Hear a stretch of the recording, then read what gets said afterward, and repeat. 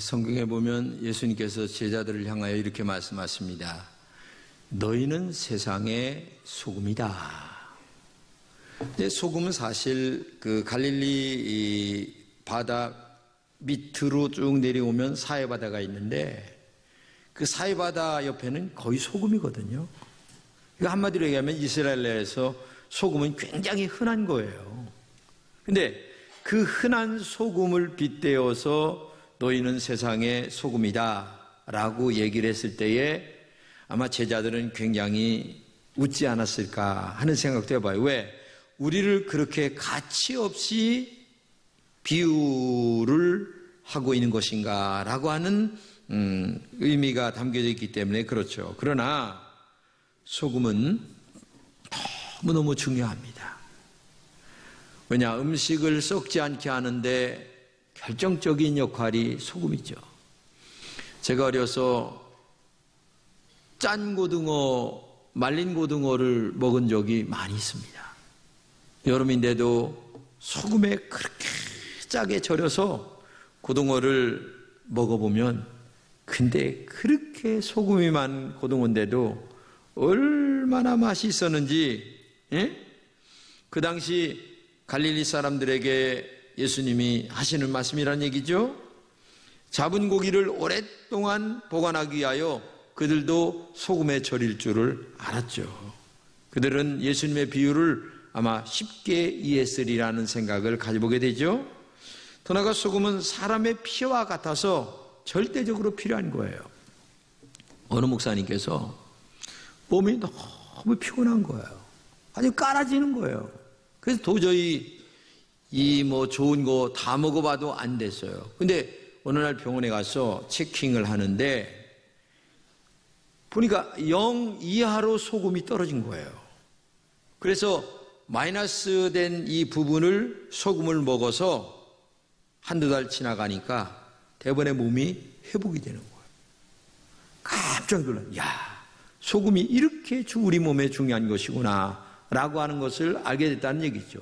아마 여러분들 중에도 나이가 드신 분 중에 아마 소금기가 내 몸에 얼마나 되는가 생각해 보세요. 만약에 마이너스 이하로 떨어졌다면 여러분의 건강은 소금을 먹어야 돼요. 또 먹어야 건강해질 수가 있다는 얘기죠. 또 나아가 소금은 음식 맛을 내는데 꼭 필요하죠. 음식에 소금이 너무 많이 들어가도 안 되고 너무 적게 들어가도 안 됩니다. 이렇게 평범하지만 꼭 필요한 것이 소금이에요. 소금은 그리스도인의 삶은 평범하지만 귀한 삶이라는 것을 의미합니다. 우리의 몸은 예수님의 십자가의 죽으심으로 얻은 소중한 삶이죠. 우리는 평범하지만 가장 값진 소금과 같은 존재라는 사실을 알아야 됩니다. 주님은 너희는 세상의 소금이 되라 이렇게 말하지 않았어요. 이미 너희는 세상의 소금이다 이렇게 하셨습니다. 그러므로 지극히 평범한 가운데 귀한 사명을 다하는 삶이어야 합니다. 썩을 것을 썩지 않게 하는 성도가 되어야 된다는 거죠. 그리고 이것이 소금과 같은 제자의 사명이기 때문에 그렇습니다. 저는 참 얼마 전 마음 아픈 이야기를 전하여 들었습니다. 어느 집사님께서 너무 예수 잘 믿으라고 목사님 얘기하지 마세요. 주일 성수나 우상 숭배하지 말라고 하는 설교는 하지 않았으면 좋겠습니다. 특히 11조하라는 이야기 하지 않았으면 좋겠습니다 하는 말을 제가 들었습니다. 이런 분들은 예수를 믿는 것이 좋다고 하죠. 영생 얻는 것도 좋다고 합니다. 그러나 예수를 잘 믿으라는 것은 굉장히 부담스럽다는 얘기입니다. 좀 구체적으로 말한다면 예수의 제자가 되라는 말은 부담스럽다는 얘기예요. 꼭 그렇게 예수를 믿어야 하는가라고 하는 말입니다. 자기 편한 대로 신앙생활을 하겠다는 말이죠. 그러나 자기 자녀에게는 아마 그렇게 안 할 거예요. 공부 잘해야지. 닥달을 할 겁니다. 근데 나는 예수 잘 믿으라고 하는 말은 싫다는 얘기. 이거는 언밸런스예요. 신앙이 그렇게 되면 아니죠. 내가 내 자녀에게 공부 잘하라라고 하는 것처럼 목사가 신앙생활 할 때에 신앙생활 복받게 잘하세요 라고 하는 말 감사한 마음으로 듣고, 내가 못할 때에는 죄송한 마음을 가져야 돼요. 미안한 마음을 가져야 됩니다. 그런데 하지 말라는 거예요. 이게 현대 교인들의 모습입니다. 그런데 꼭 십자가를 져라, 자기를 부인하라, 자기 목숨까지 미워하라, 그러면서 나를 따르라, 그래야만 내 제자가 될 수 있다고 하는 말을 해야 되느냐, 그 말이에요. 이런 말씀은 현실을 너무나 모르기 때문에 그런 말을 한다는 얘기입니다. 현대인들은 교회는 나오되 신앙생활은 적당하게 부담 없이 하려고 합니다. 적당한 거리를 두고 믿으려고 합니다. 그래서 예수님 쪽에서도 인정을 받고 세상 쪽에서도 인정을 받는 적당한 신앙생활을 하려고 합니다. 이런 것은 세상에서는 지혜롭게 믿는 처사라고 말할지 모르겠지만, 그러나 엄밀히 말할 때에 그런 신앙은 가장 잘못된 신앙이라는 얘기죠. 예수 믿는 데에는 단계가 있습니다. 교인으로서의 단계와 제자로서의 단계죠. 교인과 제자는 평상시에는 별 차이가 없습니다. 그러나 결정적인 순간에는 반드시 차이가 나게 됩니다. 예수님이 좋은 말씀을 하시면 교인이나 제자는 모두 다 재미있게 다 듣습니다. 그러나 들은 말씀을 실천하는 데에는 교인과 제자는 차이가 너무나 크게 나타나게 됩니다. 그러나 이것만 가지고는 구별하기가 또 힘들어요. 교인과 제자의 차이를 분별하는 선이 있는데, 그것은 예수님처럼 십자가를 질 때 나타나게 됩니다. 자기를 부인하고 자기 십자가를 지고 나를 따르라고 하면 평범하게 따르던 교인들은 굉장히 부담스럽게 슬슬 피해갑니다. 그러나 제자는 그렇지 않습니다. 고난을 두려워하지 않습니다. 십자가 지는 것을 두려워하지 않습니다. 오히려 올 것이 왔다고 하면서 더 열심히 기도합니다. 하나님의 전신갑주로 무장을 하게 되죠.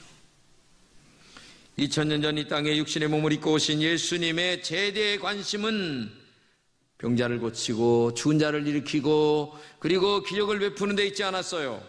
예수님의 제대의 관심은 영혼을 건져 그리고 제자로 만드는 데 관심이 있었습니다. 그래서 예수님이 하신 말씀을 같이 읽겠습니다. 시작. 너희는 가서 모든 족속으로 제자를 삼아 아버지와 아들과 성령의 이름으로 세례를 주고 내가 너희에게 분부한 모든 것을 가르쳐 지키게 하라고 말씀하고 계십니다. 예수님의 사역 중 12명의 사람을 불렀습니다. 그리고 12명을 밤낮으로 가르쳤습니다. 그렇게 3년을 한결같이 가르쳤습니다.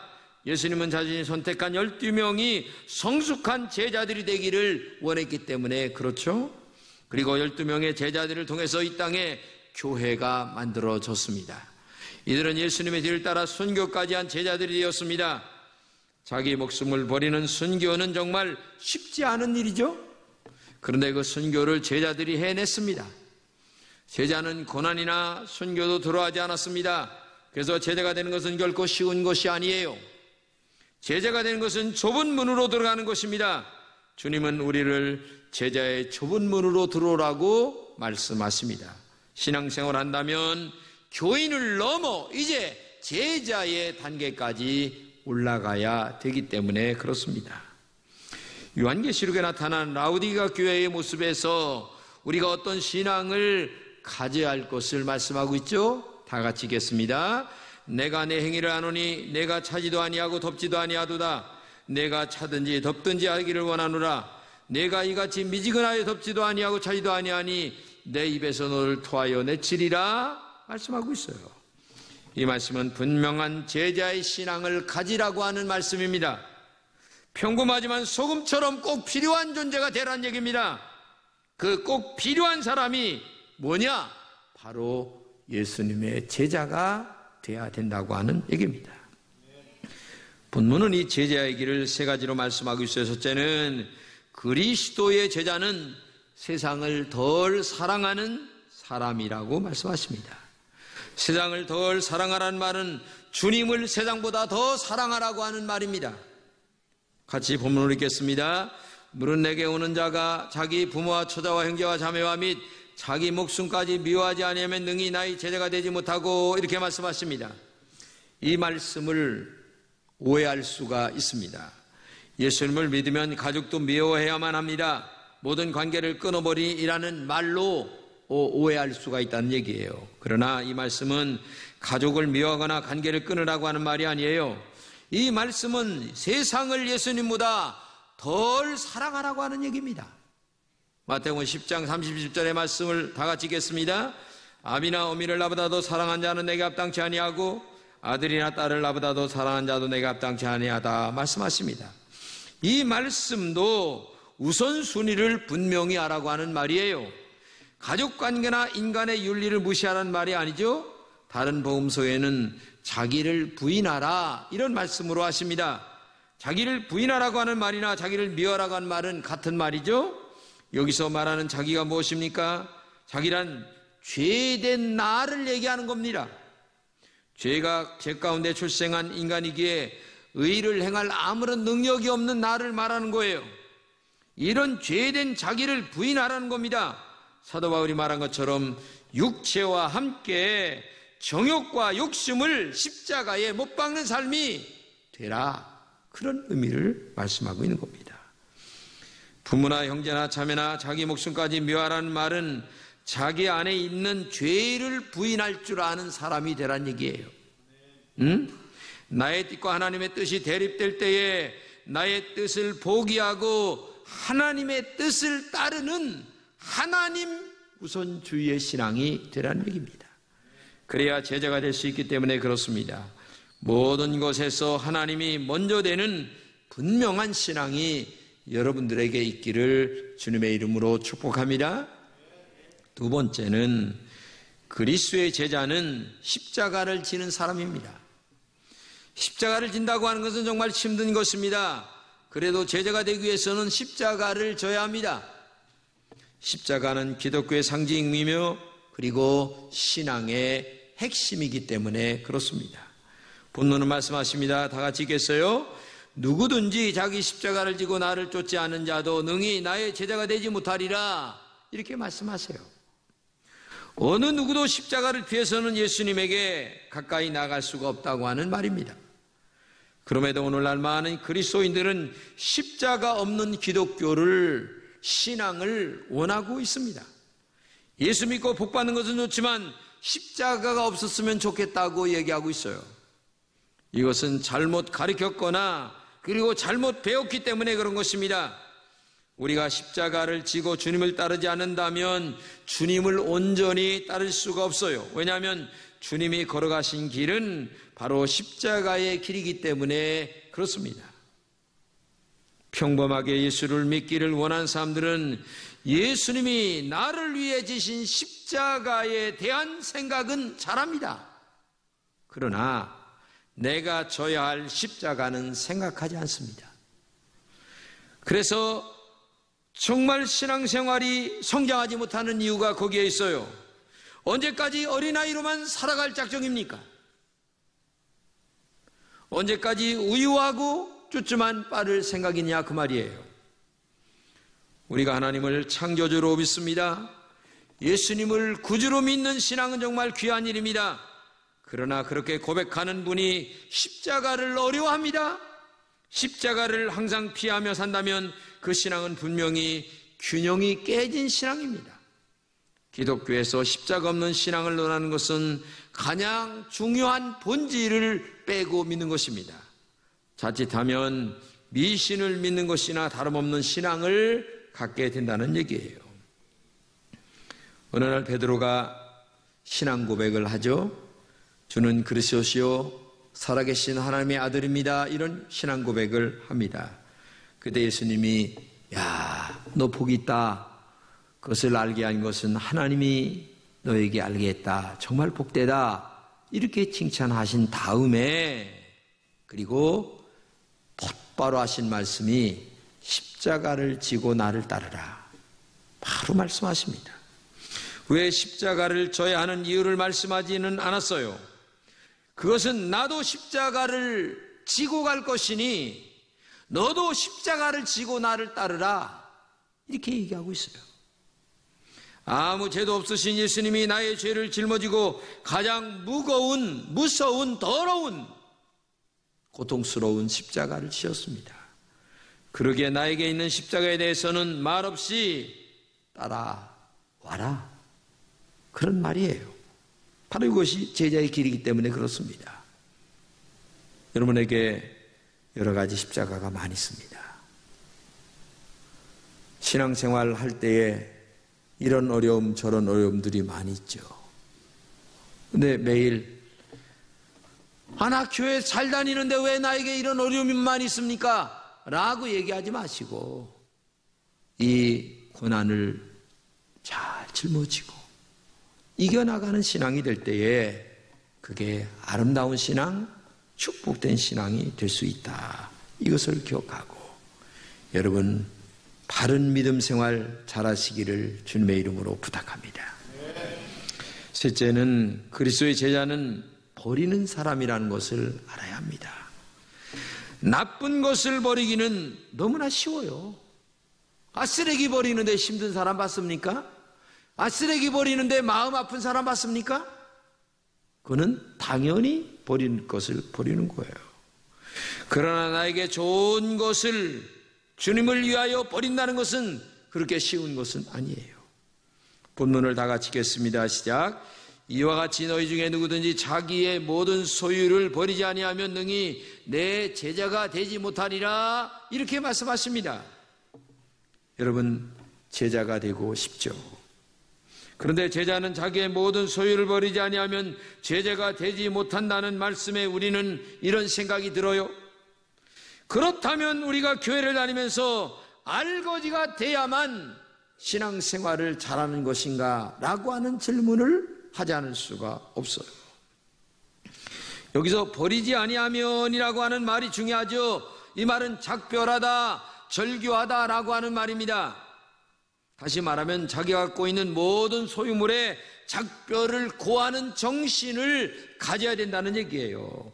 결정적인 순간에는 물질도 완전히 초월할 수 있어야만 주님의 진정한 제자가 될 수가 있다라고 하는 말입니다. 성경 마태복음 19장에 보게 되면 한 부자 청년에 관한 이야기가 나옵니다. 선생님, 제가 무슨 일을 하여야 영생을 얻을 수 있습니까? 얘기하니까 왜 묻느냐? 선한 이는 오직 한 분이시다. 그래서 예수님과의 대화가 계속됩니다.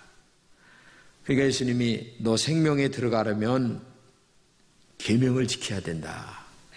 그 계명은 10가지 계명 중에서 특별히 이제 뒤에 5계명을 얘기하는 거예요. 그러니까 이 친구가 자신 있게 얘기합니다. 다 지켰습니다. 난 다 지켰습니다. 까짓 거 걱정할 거 없습니다. 거기다 뭘 더 해야 되겠습니까? 이렇게 물어요. 너 정말 대단하다. 어떻게 그렇게 계명을 잘 지키냐? 엄청나다. 그렇다면 내가 한 가지 더 요청할게. 너의 재산을 팔아서 가난한 이웃들에게 나눠주고 그 다음에 나를 따라라. 이렇게 얘기를 하니까 이 친구가 갑작스레 풀이 팍 죽는 거예요. 왜? 돈을 팔아서 가난한 자에게 나눠주고 나를 따르라 얘기하니까 예수님 따르는 것보다 돈이 더 좋아서 사실은 풀이 죽고 따라가지 못했어요. 이 청년이 돌아간 이유가 무엇입니까? 재물을 예수님보다 우선순위에 두었기 때문에 그래요. 물론 그는 남다른 신앙심도 있었어요. 교회 봉사도 남다르게 열심히 했습니다. 하지만 그에게 있어서 심각한 문제는 재물 때문에 더 깊은 신앙으로 들어갈 수가 없었다는 것입니다. 만일 그 영원한 생명을 얻기 위하여 어떤 희생도 각오하기를 마음속에 결심하고 다짐했다고 한다면 그는 재물보다도 예수님을 선택했어야만 돼요. 만약에 오늘 여기 계신 여러분들에게 오늘 이 부자 청년에게 하신 말씀을 나에게 하신다고 할 때에 나는 어떻게 행동을 취할 수 있을까? 한 번쯤 본인에게 질문해 보시기 바랍니다. 어차피 우리는 한 번 가야 될 인생입니다. 그러면 내 인생의 우선순위는 뭔가? 깊게 생각해 봐야 되겠죠.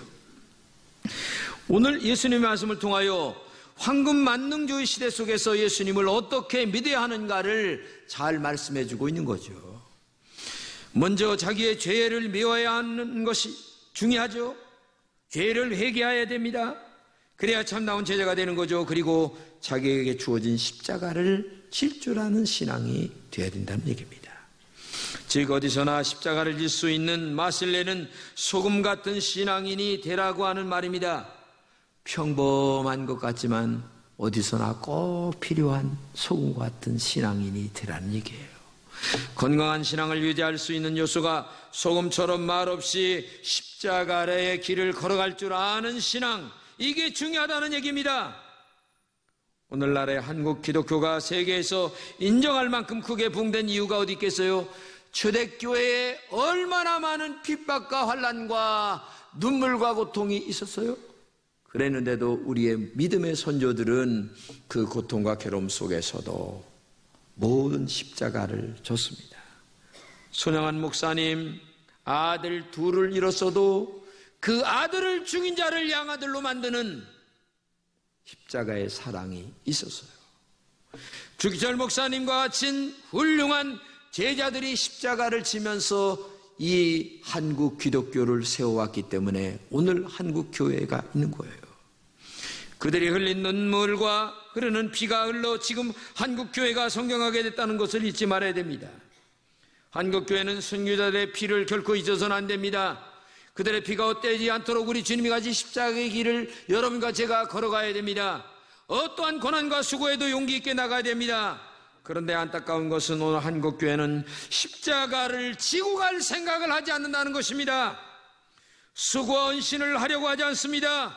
편한 것만 좋아합니다. 예배 참석을 등한시합니다. 전도하기 어렵다고 전도 안 합니다. 교회학교 교사 힘들다고 하지 않습니다. 땀 흘리고 내 몸 바치고 내 물질 들이면서 주님의 거룩한 일에 동참하려고 하지 않아요. 십자가를 지려는 사람들이 점점 적어지고 있어요. 다시 말해서 참된 그리스도인들의 제자가 정말 적어지고 있다는 것이 너무나 안타까운 거죠. 리빙스턴은 아프리카의 등불이었죠. 그가 아프리카에서 정말 헌신하고 그 다음에 수고하고 애쓰고 있었습니다. 근데 모교에서 편지가 왔습니다. 우리는 자네를 돕기 위해서 헌신할 수 있는 사람들을 현지로 보내려고 하는데 자네가 있는 곳으로 가려면 어떤 길이 좋은가? 가장 좋은 길을 우리에게 알려주게. 이렇게 편지를 썼습니다. 리빙스턴은 다음과 같은 답장을 했습니다. 이곳까지 오는데 길이 있어야만 오겠다는 사람이라면 나는 의미가 없네. 나는 길이 없어도 오겠다는 사람을 원하지 길만 밟고 오는 사람을 원하지 않네. 이렇게 얘기했다고 합니다. 한마디로 얘기하면 오직 하나님만을 의지하는 믿음의 사람을 원한다는 거죠. 평범한 것 같지만 꼭 필요한 예수님의 제자를 원한다라는 얘기입니다. 무디 목사님이 진정한 그리스도인이 되고 난 후에 이런 말을 했습니다. 전에는 나의 축복이 소원이더니 지금은 주님 자신이 나의 소원입니다. 전에는 내가 감정의 중심이더니 지금은 말씀이 나의 중심입니다. 전에는 달라고만 하더니 지금은 쉬지 않고 하나님 찬송하고 있습니다. 전에는 주님을 사용하고 이용하려고 했습니다. 그러나 지금은 주님이 나를 사용하기를 원하고 있습니다. 여러분, 누구든지 자신을 포기하지 않고는 주님을 사랑할 수가 없어요. 나 자신보다 주님을 더 사랑하는 오늘의 제자가 필요하다고 하는 얘기입니다. 예수님의 참된 제자로서 예수님을 따르는 길이란 그렇게 쉬운 것은 아닙니다. 예수님께서 가신 길이 고난의 길 그리고 험난한 길이었기 때문에 그래요. 그러나 그것은 평범하지만 꼭 필요한, 꼭 구원이 필요한 그런 길이었어요. 그렇기 때문에 오늘도 여러분과 제가 소금처럼 아무 의미도 없이 보이지만 소금이 우리 몸에 그렇게 필요한 것처럼 오늘 꼭 필요한 제자로서 살아가는 그런 여러분 되시기를 주님의 이름으로 축복합니다.